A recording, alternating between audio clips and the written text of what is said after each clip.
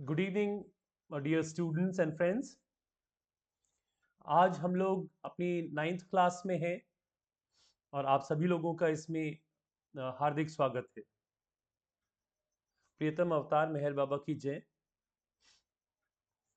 ये हमारे mentors professor S V Arya sir and mister BB Singh sir. So welcome to the class that is we are going to have today. आज हम लोग types of pronoun के बारे में सीखेंगे। Then we will have question and answer session, then phrase and sentences of the day, then words of the day, and fifth, what we are going to learn is about personality development tip. आइए देखते हैं कि how many types of pronoun are there. सर्वनाम के कितने प्रकार होते हैं? There are 7 types of pronouns and these are as follows. सर्वनाम 7 प्रकार के होते हैं और ये निम्नानुसार होते हैं। पहला है, the first one is personal pronoun, यानी व्यक्तिगत सर्वनाम। दूसरा है पोजेसिव प्रोनाउन, दैट इज अधिकार सर्वनाम। Third is reflexive pronoun, that is कर्मकर्ता सर्वनाम। Fourth is demonstrative pronouns, that is प्रदर्शनवाचक सर्वनाम। फिर है इंटरोगेटिव प्रोनाउंस, यानी प्रश्नवाचक सर्वनाम। Then indefinite pronouns, that is अनिश्चितकालीन सर्वनाम। And the seventh one is relative pronoun, that is सापेक्ष सर्वनाम. So let us see what these pronouns are. ये pronouns क्या होते हैं, आइए हम इन्हें सीखते हैं। पहला है personal pronoun, यानी व्यक्तिगत सर्वनाम। Personal pronoun, these pronouns refer to the person or people speaking or being spoken to. Examples are I, me, mine, you, your, yours, he, him, his, she, her, hers, it, its, we, us, our, ours, they, them, their, theirs। अर्थात किसी व्यक्ति के बारे में संदर्भ दिखाने वाला सर्वनाम ही व्यक्तिगत सर्वनाम कहलाता है। I यानी मैं, me मेरा, my मेरा, mine मेरा, you आप, your and yours यानी आपका, he यानी वह जो पुरुष है पुल्लिंग है, him उसका, his उसका, she यानी स्त्रीलिंग में वह, her उसका, hers उसका, it यानी ये हम लोग हमेशा वस्तु को लेके बात करते हैं, it its। और फिर है यानी उस वस्तु का, we यानी हम, ये प्लूरल है, हम, us हमारा, ours हमारा, ours हम सब का, और नीचे दे यानी उनका, देम उनका, देयर भी मतलब उनका, देयर्स भी उपयोग में आता है, उनका, ये भी प्लूरल में है। प्लूरल मीन्स बहुवचन में है। यहाँ पे एग्जाम्पल्स हैं। एग्जाम्पल है, she is playing table tennis, वह टेबल टेनिस खेल रही है। शी यहाँ पे आप देखेंगे एक व्यक्ति के बारे में बात हो रही है, यहाँ पे नाम नहीं है। नाम होता तो वो नाउन हो जाता, यहाँ पे कहा जा रहा है शी। शी उल्लिखित है एक लड़की के लिए जो कि टेबल टेनिस खेल रही है। तो ये पर्सनल प्रोनाउन है, व्यक्तिगत सर्वनाम है। दूसरा है पोजेसिव प्रोनाउन, यानी अधिकार सर्वनाम। जैसा कि नाम बताता है, ये एक तरह से अधिकार देता है। आइए देखें ये क्या है। These pronouns show ownership और possession, यानी ये अधिकार दिखाता है। ऐसा सर्वनाम है जो कि किसी वस्तु पर अधिकार प्रदर्शित करता है। जैसे mine यानी मेरा, yours यानी आपका, his मतलब पुल्लिंग में उसका, hers यानी स्त्रीलिंग में उसका, its किसी वस्तु का, आवर्स हमारा, देयर्स उनका, ठीक है। तो इसका एग्जाम्पल है दिस नोटबुक इज योर्स, यह पुस्तिका या यह कॉपी आपकी है। तो यहाँ पे योर्स में योर्स बता रहे हैं, यानी आपका अधिकार है इस नोटबुक पे, आपका, मेरा नहीं है, आपका अधिकार है। तो यहाँ पे योर्स जो है वो सर्वनाम है। नंबर 3, रिफ्लेक्सिव प्रोनाउन अथवा कर्मकर्ता प्रोनाउन। आइए देखते हैं यह क्या है। These pronouns refer back to the subject of the sentence. Examples include myself यानी मेरा, yourself यानी आपका, himself यानी उनका, herself स्त्रीलिंग में उनका, itself यानी उस वस्तु का, ourselves यानी हमारा, yourselves यानी आप सबका, themselves यानी उनका सबका। तो यहाँ पे आप देखेंगे इसमें सेल्फ सभी में लगा रहता है, क्योंकि ये स्वयं, सेल्फ यानी स्वयं, ठीक है। तो यह सर्वनाम स्वयं विषय की ओर ही संदर्भित करता है। विषय यानी जैसे ही, शी, इट, ये उनका ही है, तो उस बारे में ये रिफर कर रहा है। एग्जाम्पल है Rakesh himself has played the flute. Rakesh ने खुद बांसुरी बजाई थी। फ्लूट यानी बांसुरी।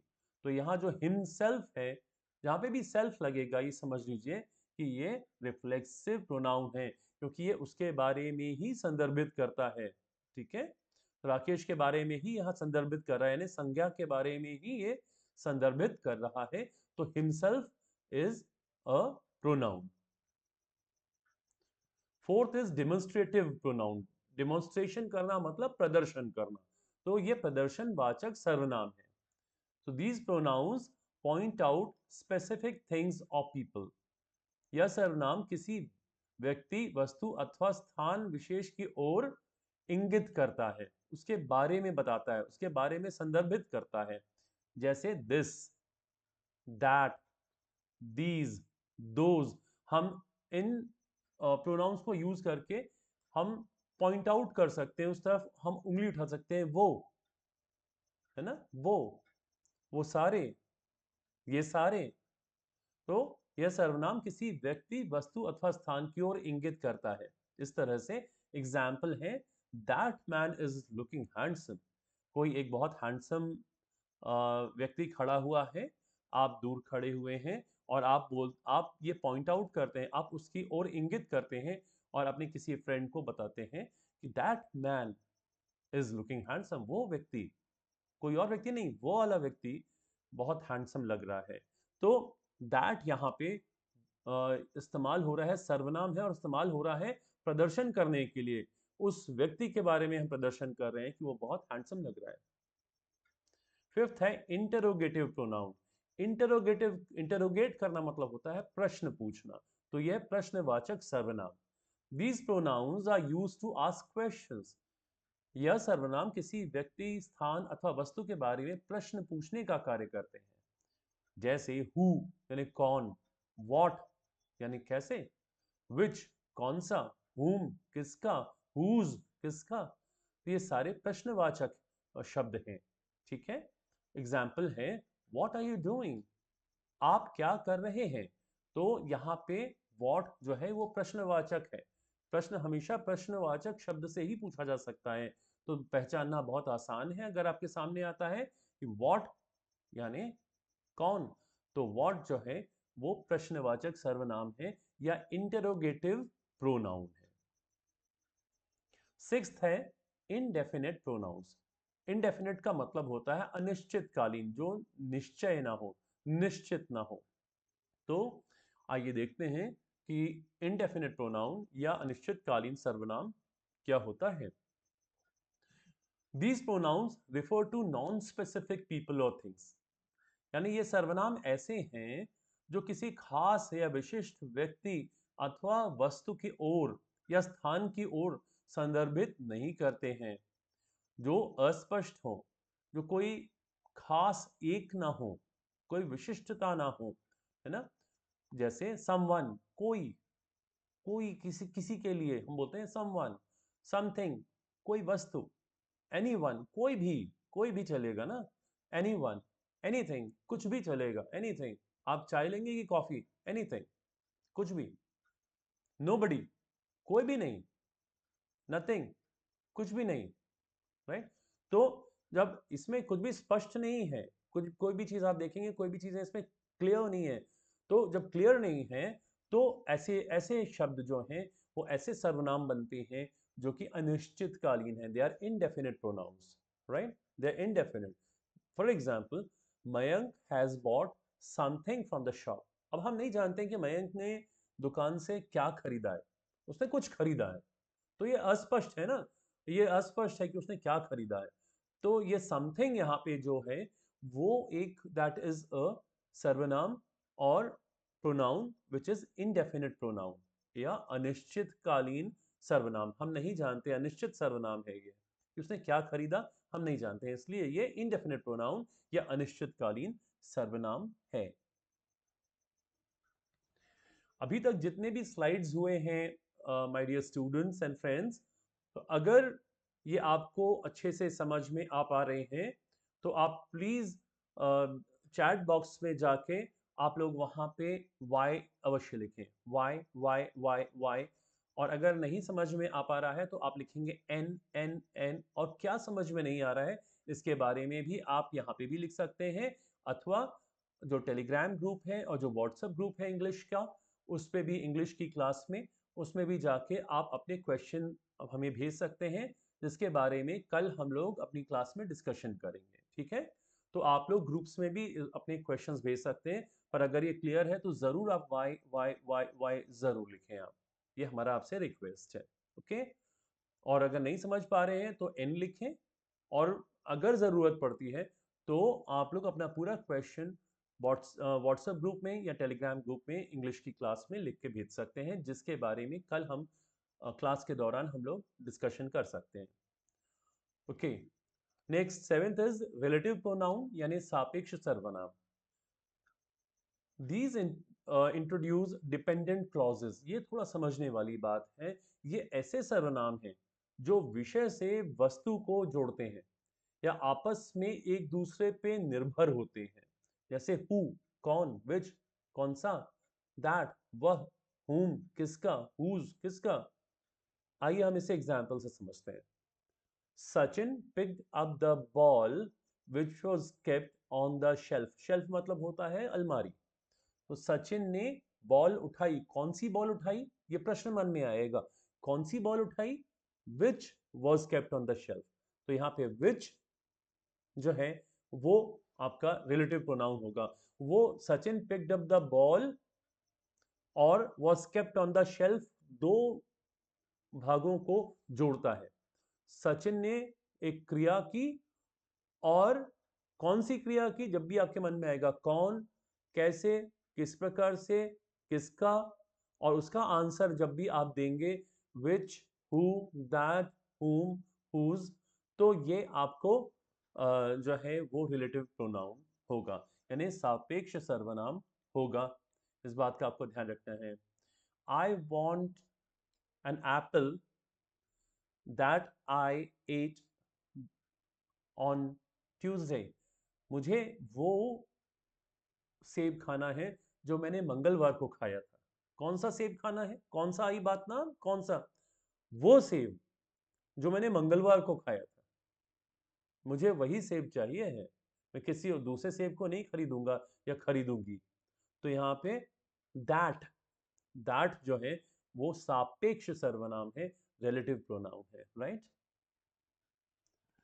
Okay, grammar part is over, now sentences of the day. आज बहुत अच्छे सेंटेंसेस आपके सामने हैं, और आज 6 सेंटेंसेस नहीं, we have got 7 sentences for you.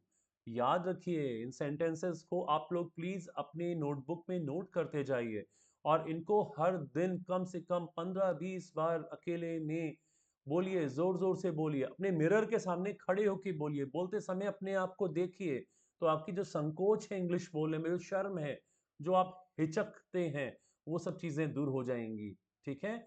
Mirror के सामने यानी कांच के सामने यानी शीशे के सामने खड़े होके इनको 15 बार, 20 बार, 30 बार, जितनी बार आप बोल सकते हैं, हर एक सेंटेंस को आप बोलिए।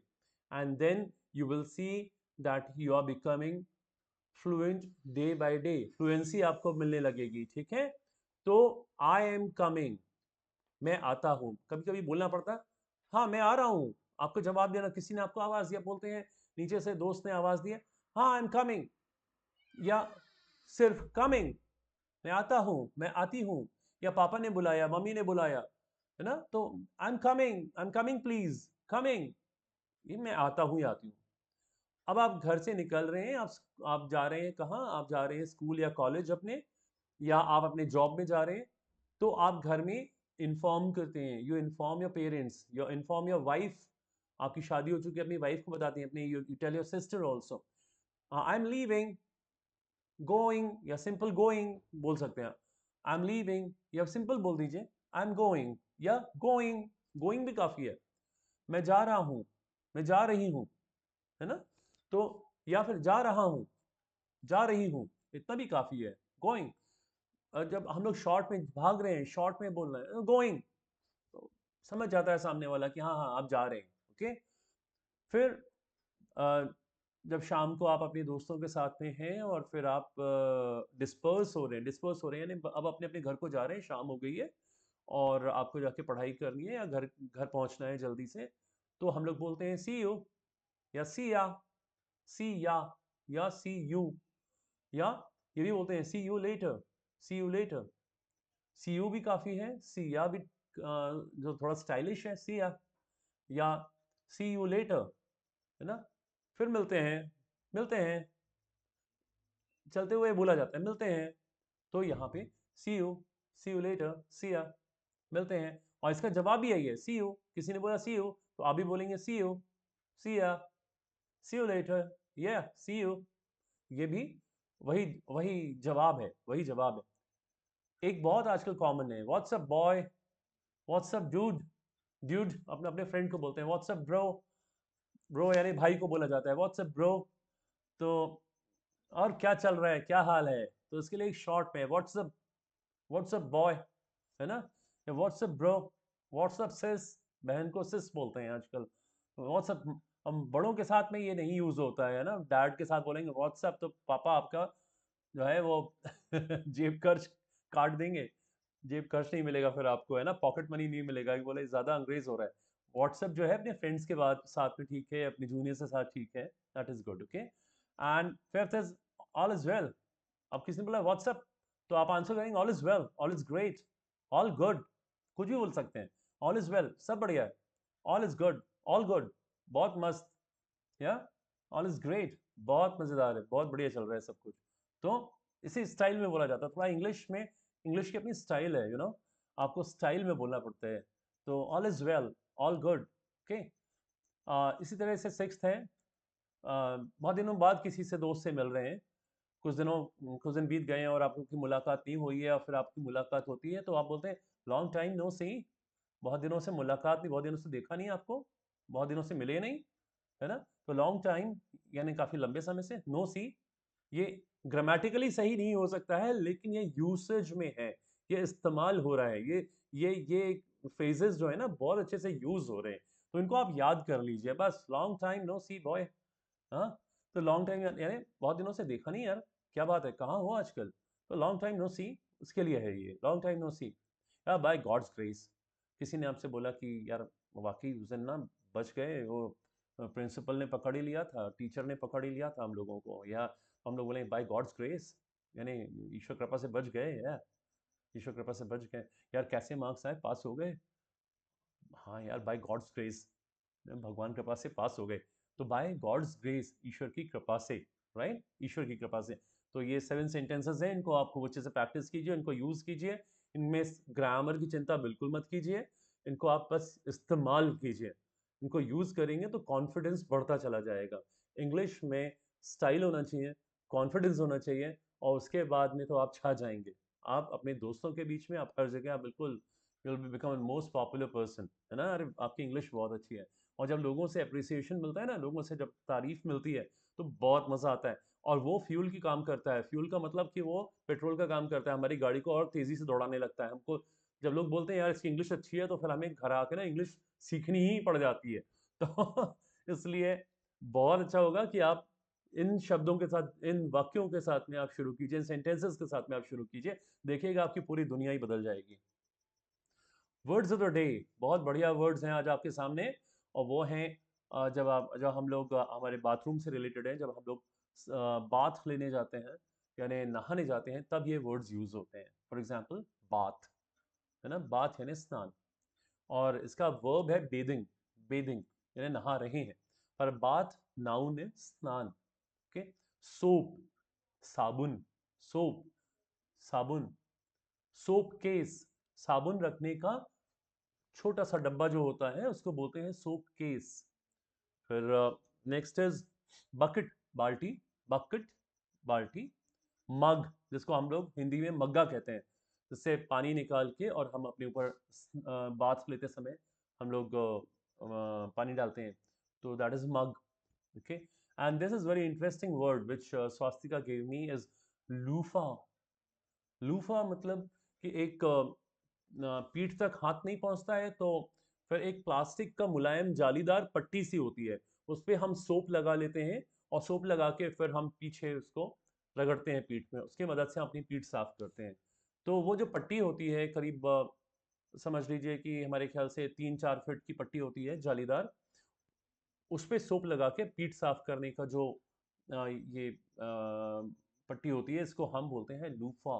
Loofah, LOOFAH। Okay, that's great.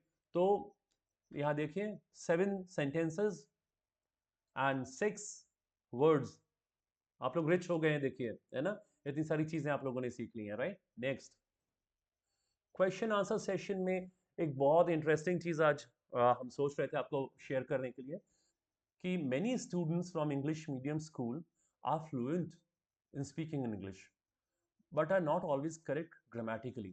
ध्यान रखिएगा, इंग्लिश मीडियम के बच्चे बहुत फर्राटेदार इंग्लिश बोलते हैं, है ना, बहुत फर्राटेदार, कहीं रुकते नहीं है, बहुत अच्छी इंग्लिश बोलते हैं, लेकिन ज़रूरी नहीं है कि वो ग्रामेटिकली सही हो। यूट्यूब पे अभी हम कुछ वीडियोस देख रहे थे, और बहुत अच्छा सीरीज़ है उस वीडियो का, कि जो बड़े बड़े एक्टर एक्ट्रेसेस हैं वो जो इंग्लिश बोल रहे हैं, उसमें वो कहाँ कहाँ कुछ कुछ गड़बड़ कर दे रहे हैं, ग्रामेटिकल गड़बड़ क्या कर देते हैं। तो देखते हैं कि बड़े बड़े एक्टर एक्ट्रेसेस, हमको लगता है कि ओहो कितनी अच्छी इंग्लिश बोल रहे हैं, लेकिन वो भी ग्रामेटिकली वो फ्लुएंट तो है, फर्राटेदार तो बोल रहे हैं, लेकिन ग्रामेटिकली वो सही नहीं है। और बहुत अच्छे अच्छे बड़े बड़े स्टार्स जो हैं, फिल्म स्टार्स, वो ग्रामेटिकल मिस्टेक्स करते हैं, गलतियां करते हैं। तो ये इसलिए बता रहे हैं कि डरना नहीं है, अगर गलती हो जाती है तो जाने दो। यहाँ पे मुश्किल से 2%, 3% लोग इतनी अच्छी इंग्लिश जानते हैं कि वो पिन पॉइंट कर पाएंगे कि आप कहीं गलत कर रहे हैं, बाकी सब सब ऐसे ही इंग्लिश बोल रहे हैं, लेकिन हाँ फर्राटेदार बोल रहे हैं। अगर ग्रामर के बारे में ज़्यादा सोचा आपने, तो फिर आप ग्रामर के बारे में ही सोचते रह जाएंगे और बात कहीं की कहीं पहुंच जाएगी। तो ग्रामर के बारे में बहुत ज़्यादा नहीं सोचना है, आपको प्रैक्टिस करना है। खूब सारे इंग्लिश गाने देखिए, इंग्लिश गाने जिसमें नीचे लिरिक्स आती हैं, उन लिरिक्स के साथ में आप गाइए। आप कई कार्टून्स आते हैं, कई सीरीज़ आती हैं यूट्यूब पे, जहाँ पे नीचे सबटाइटल्स होते हैं, उनको भी साथ में जैसा स्क्रीन पे चल रहा है वैसे डायलॉग्स आप भी बोलिए। पॉडकास्ट देखिए, पॉडकास्ट से सीखने की कोशिश करिए, वर्ड्स पूरे पूरे सेंटेंसेस आप वहाँ से उठाइए, नोटबुक लेके बैठिए, उसमें लिखिए, उसको बार बार प्रैक्टिस कीजिए। आप प्रैक्टिस करते समय शीशे के सामने खड़े होकर प्रैक्टिस कीजिए। गूगल आपको मदद करेगा कि किसी भी वर्ड का प्रोनाउंसिएशन कैसा है, उच्चारण कैसे करना है, उसको आप तेज करके भी सुन सकते हैं, उसको आप धीमे करके भी सुन सकते हैं। आप जब रीडिंग कर रहे हैं, आप छोटी छोटी बच्चों की, Jack and Jill went up the hill to fetch a pail of water, Jack fell down and broke his crown and Jill came trembling after, इतनी छोटी सी ये बचपन की नर्सरी राइम थी। नर्सरी राइम्स को याद कर लीजिए। नर्सरी राइम्स को क्यों याद कराया जाता था? ताकि हमारी टंग ट्विस्टिंग कहते हैं, जबान हमारी चलने लगे, तो इसलिए। तो ये इसका प्रैक्टिस है, अभ्यास है। जैसे कि आप देखेंगे कि एनसीसी में left right left right left right practice कराते हैं ना, तो वो प्रैक्टिस क्यों कराते हैं? क्योंकि आपका ब्रेन प्रैक्टिस में आ जाए। आपका ब्रेन प्रैक्टिस में आ जाएगा ना, तो आप कमांड लेने लगेंगे, और फिर जब आप आर्मी में जाएंगे तो आर्मी में आपको कमांड लेने की आदत पड़ेगी। तो आदत डालने के लिए लेफ्ट राइट करते हैं। ऐसे ही यहाँ पे भी अपने को प्रैक्टिस करनी है, अपनी जबान को हमें लेफ्ट राइट कराना है, इसको प्रैक्टिस देना है। और प्रैक्टिस देते समय जब आप आश्वस्त हो जाएं तो you take out your mobile phone and record your voice and just listen to your pronunciation. अगर कुछ प्रॉब्लम लगता है प्रोनाउंसिएशन में, आप गूगल पे जाइए, गूगल विल हेल्प यू कि सही प्रोनाउंसिएशन। लिखिएगा इंडियन प्रोनाउंसिएशन और फिर लिखिएगा वर्ड का नाम, है ना, क्योंकि अमेरिकन प्रोनाउंसिएशन अलग हो सकता है, इंग्लैंड का अलग हो सकता है, ऑस्ट्रेलिया का अलग हो सकता है, लेकिन इंडियन प्रोनाउंसिएशन आप लिखिएगा तो वो इंडियन प्रोनाउंसिएशन ही आपको बताएगा, भारतीय उच्चारण आपको बता देगा इंग्लिश में। तो इस तरह से आप लोग जो है वो मेहनत कर सकते हैं। तो जो ऊपर स्टेटमेंट दिया गया है कि many students from English medium school are fluent in speaking in English but are not always correct grammatically, इस मैसेज से, ये जो मैसेज दिया गया इससे आपने क्या समझा, इसको जो भी आपने समझा इसको आप हमें देंगे लिखकर कि आपने क्या, आप क्या सोचते हैं इस बारे में, आपका सुझाव क्या, आपकी सोच क्या है इस बारे में, आप हमें लिख के देंगे कहाँ पे, ग्रुप पे, व्हाट्सएप पे या टेलीग्राम पे आप हमको लिख के देंगे। मज़ा आएगा इस पर, हम लोग कल भी और डिस्कशन अगर आप चाहेंगे तो हम लोग कर सकते हैं। आपके भी अपने अनुभव होंगे, please share it with us. Personality development of the tip, development tip of the day is very good. Be interested genuinely, ये भी स्वास्तिका ने दिया हुआ है, बी इंटरेस्टेड जेन्युइनली, सामने वाले पे आप इंटरेस्ट दिखाइए, उसकी बातों में आप रुचि दिखाइए, और वो भी पूरी सत्यता के साथ में कि आप वाकई उसको सुनने में इंटरेस्टेड हैं या उसको क्या चाहिए उसमें आप इंटरेस्टेड हैं। इसमें किसी भी प्रकार का दिखावा मत कीजिएगा, नहीं तो फंस जाइएगा आप, ठीक है। तो आप इंटरेस्टेड रहें और जेन्युइनली इंटरेस्टेड रहें, वाकई इंटरेस्टेड रहें, राइट। और नीचे बहुत अच्छा एक स्लोगन भी है, be happy and a person will and a reason will come along. खुश रहिए, अगर आप खुश रहेंगे तो खुश होने का कारण अपने आप आपको ढूंढता हुआ आपके पास आ जाएगा, है ना। तो खुश रहिए, जो कारण है खुश होने का वो अपने आप ढूंढता हुआ आपको आपके पास आ जाएगा। कितनी अच्छी बात है ना। खुश होने का कारण और खुशी दोनों आपस में जुड़ी हुई हैं बेटा। तो please be interested genuinely in others and be happy, न reason will come along. So thank you Swastika and Chandana and मामी जी, आप लोगों ने इतना अच्छा हमें मौका दिया आप लोगों से बातचीत करने का। कल हम लोग sorry, it's not, it will not be Tuesday but tomorrow will be like Wednesday। कल हम लोग बात करेंगे प्रोनाउन के फंक्शंस क्या हैं, क्वेश्चन आंसर सेशन हमारा होगा, phrase and sentences of the day होगा, वर्ड्स ऑफ द डे होगा, पर्सनालिटी डेवलपमेंट टिप भी होगा, राइट। सो प्रियतम अवतार मेहर बाबा की जय हो।